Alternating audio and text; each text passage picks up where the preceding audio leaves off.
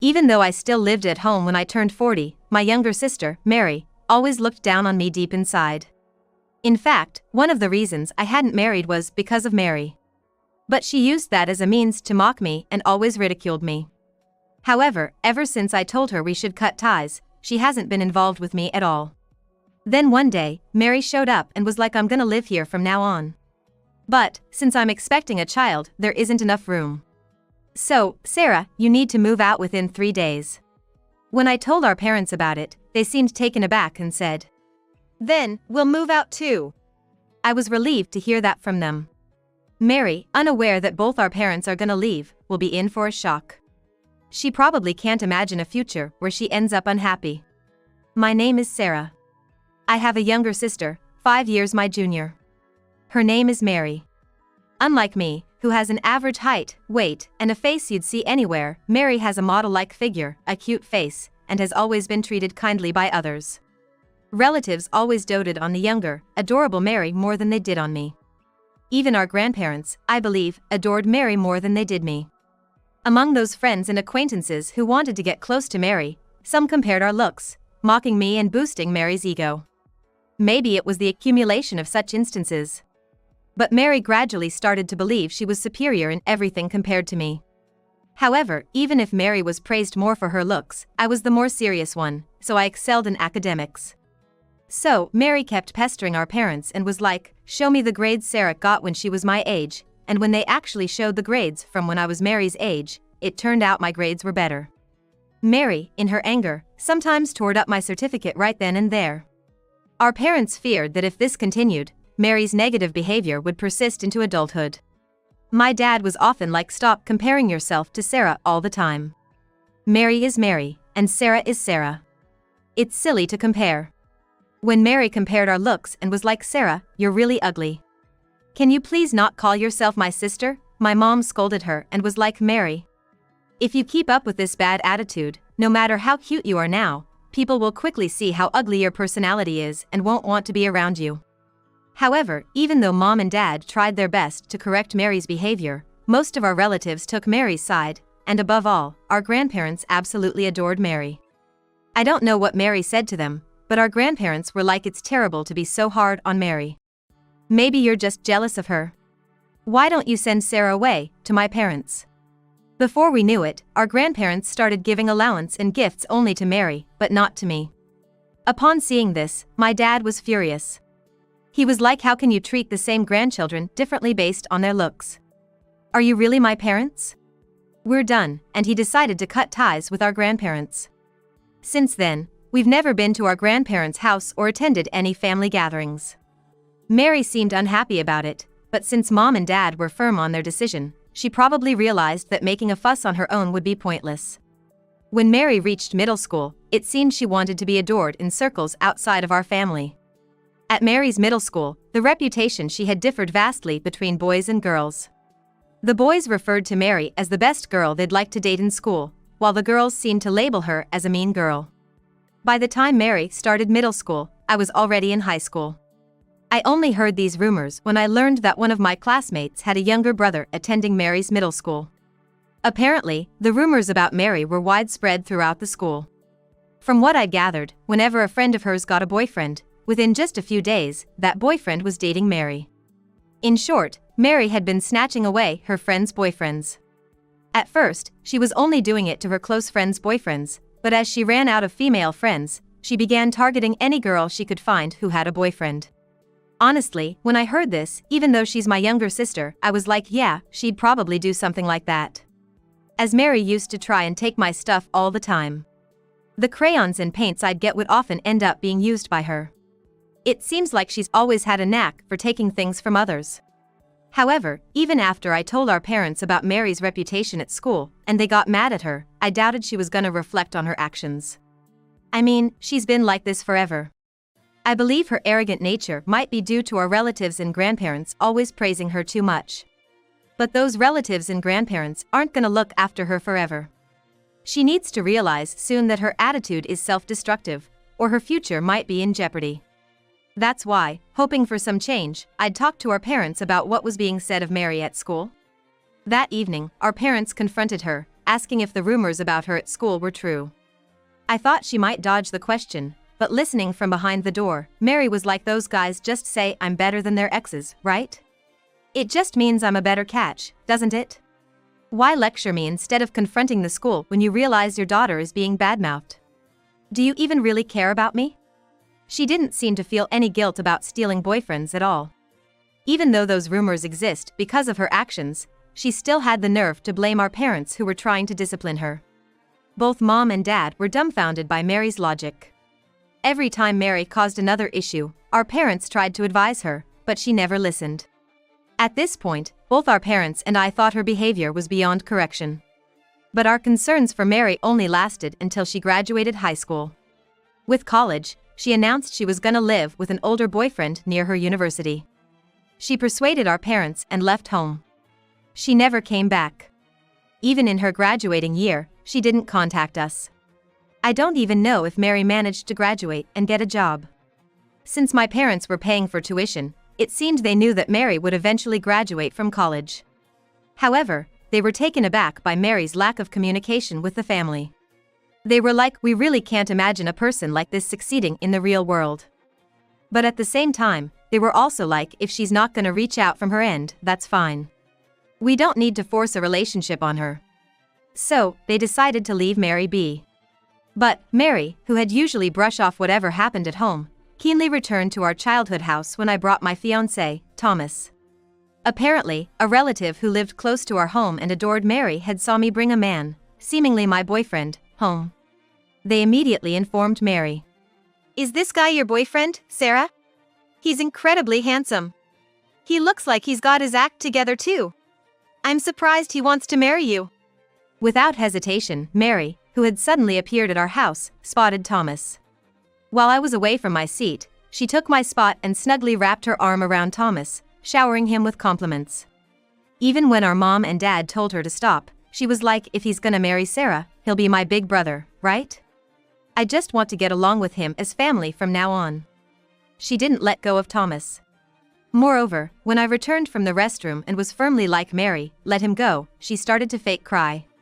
She was like, you always do this. Everyone always treats me so unfairly. Thomas watched in confusion as the situation unfolded. The gathering soon dispersed, and I asked Thomas to leave. My parents were furious with Mary. I felt relieved thinking the matter was settled, but 3 months before our wedding, I suddenly received a message from Thomas wanting to call off our engagement. When I told him I couldn't accept this just through a message on WhatsApp, Thomas was like, then, let's meet at a cafe tomorrow. The next day, I went to a cafe at the appointed time. When I arrived, Mary and Thomas were already there, sitting close and smiling at each other. Thomas looked serious when he saw me, while Mary had a smug expression. Thomas was like, I can't see myself living with you, especially after how you treated your sister Mary and how your parents reacted. That's why I want to break off our engagement, Thomas said earnestly. Mary smirked at his words. Having seen them cozying up in the cafe earlier, my love for Thomas had already gone cold. I was like, so, how much are you gonna pay me for breaking our engagement? Thomas was like, compensation? We aren't even married. We haven't even had the wedding, and it can still be cancelled, his eyes widening in surprise. I sighed deeply and replied, we exchanged engagement rings, we introduced each other to our parents, and we had a wedding planned. When an engagement is called off in such a situation, the one causing the breakup has to pay compensation. I tried to explain it patiently, but Thomas, looking dumbfounded, was like, if we're talking about the cause, it's on you. It's because you didn't treat Mary right. There's no way that's the reason. You cheated on me with Mary, so the breakup is on you. It seemed that Thomas was more upset about being the reason for the breakup than about paying compensation. We argued in the cafe about it. All the while, Mary was clinging to Thomas, making it clear that they were the root of the problem.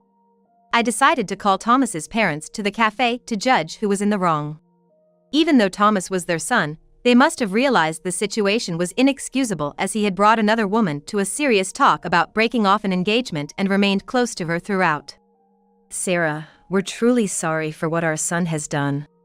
He's talking nonsense right now, but we promise to pay for his sin, he assured me.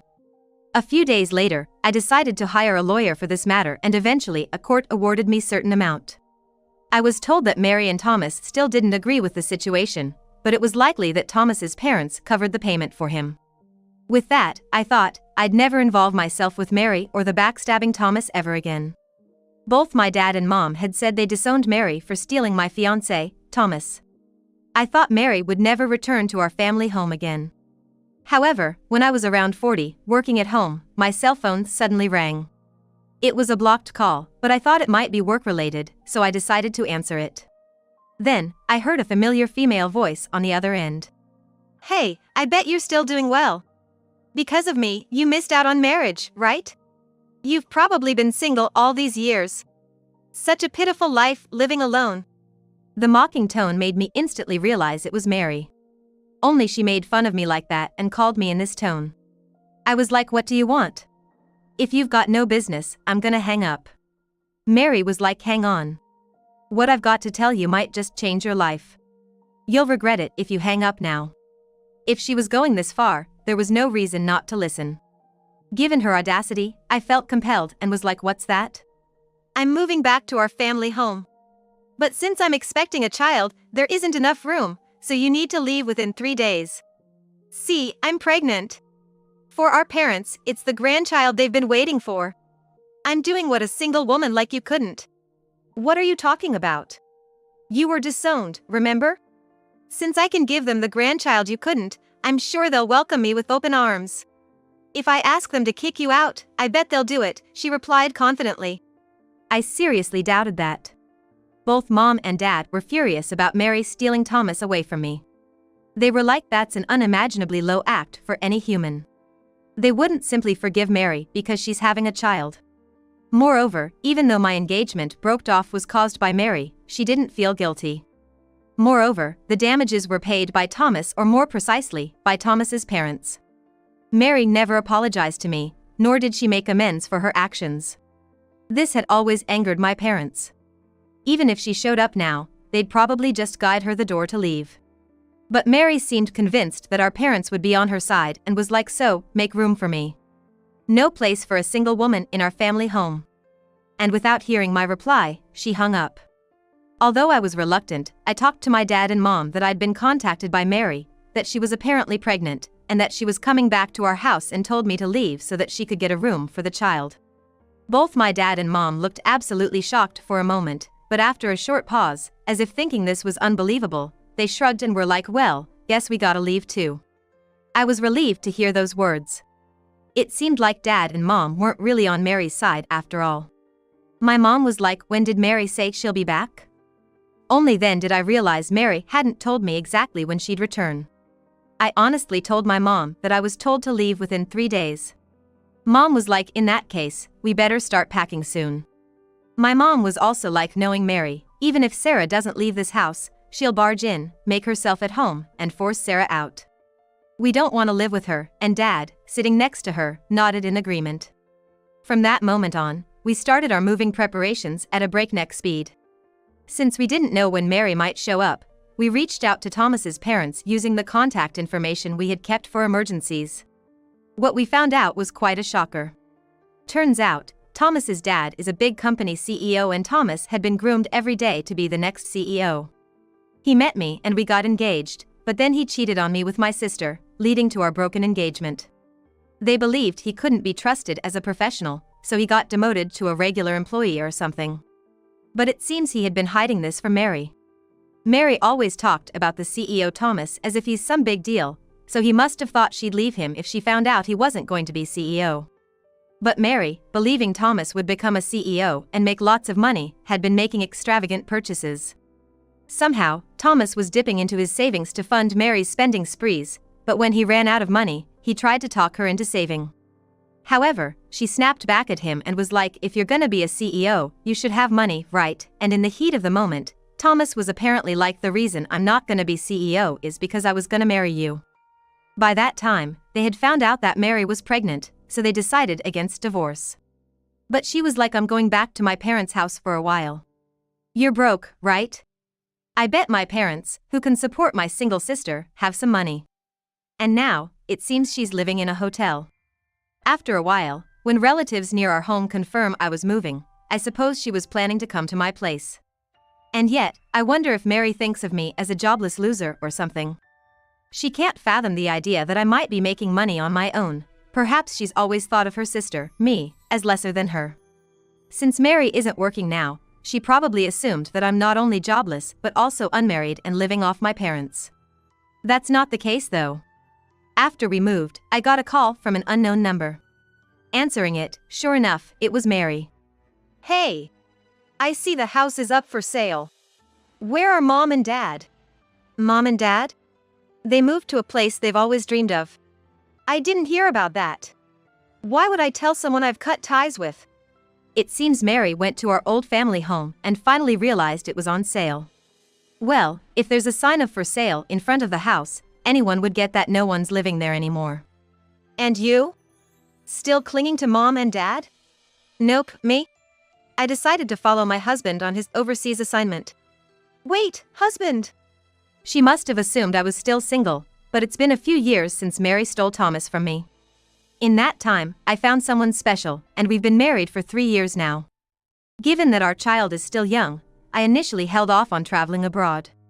My husband went ahead, but now it seems all right to take our child and join him. I was like, I have no intention of helping you, nor do our parents. Just do your best with your beloved husband, okay, and hung up.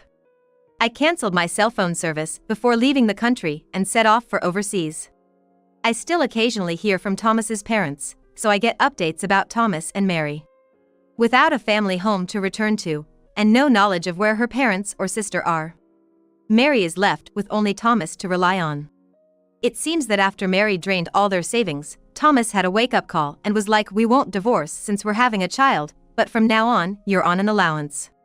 But most of that allowance went towards repaying the money she squandered, so she was left with not even a cent.